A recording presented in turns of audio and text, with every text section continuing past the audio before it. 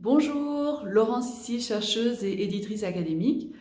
Voilà, nous arrivons à la dernière section du contrat qui concerne la rémunération. Donc on est dans une série de vidéos sur le contrat de publication, comment il se structure, quelle grande section comporte le contrat de publication dans une maison d'édition académique.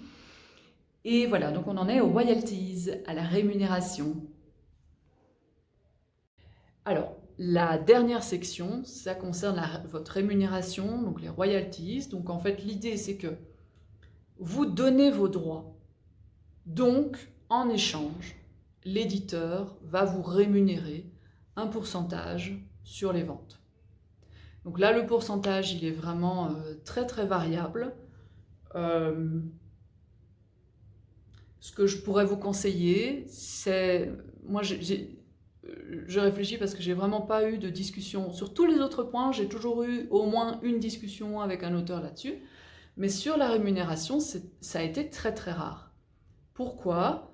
Mais d'abord parce que les académiques en fait sont pas vraiment intéressés par la rémunération, ce qui est logique parce qu'en fait c'est un tout petit marché et donc c'est clair qu'on n'est pas à des milliers d'exemplaires, donc il y aura pas des milliers d'euros de bénéfices là-dessus.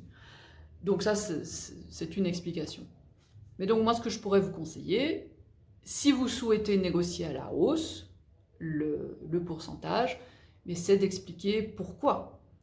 Qu'est-ce qui fait que vous pensez qu'en fait votre livre va se vendre particulièrement bien?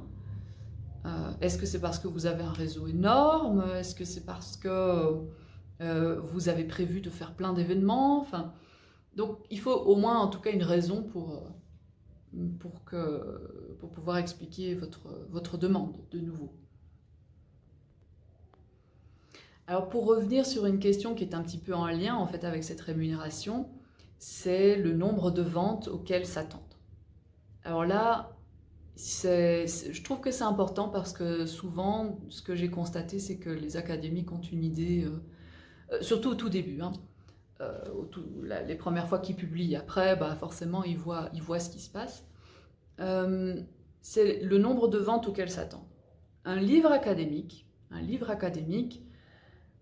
en anglais, donc avec un marché beaucoup plus grand, c'est 100, 200 ventes. On va dire 200 parce que c'est en anglais. Donc en français, c'est moins.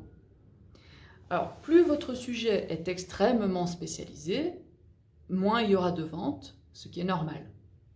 Et donc voilà, ça vous donne un petit peu une idée de à quoi vous attendre. Je pense que c'est important.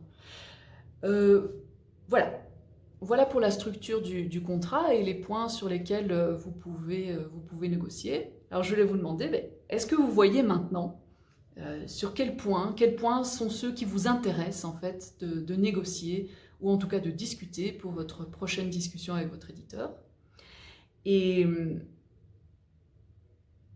j'espère que vous vous sentez mieux armé maintenant pour pouvoir aborder cette discussion, tant pour l'état d'esprit que pour les points vraiment de détail.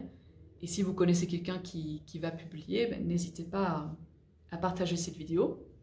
Écrivez-moi dans les commentaires toutes vos questions par rapport à ce contrat. Je suis certaine que j'ai pas tout abordé, donc n'hésitez pas dans les commentaires, comme ça je pourrai aborder ces questions dans d'autres vidéos pour vous répondre. Voilà, merci beaucoup.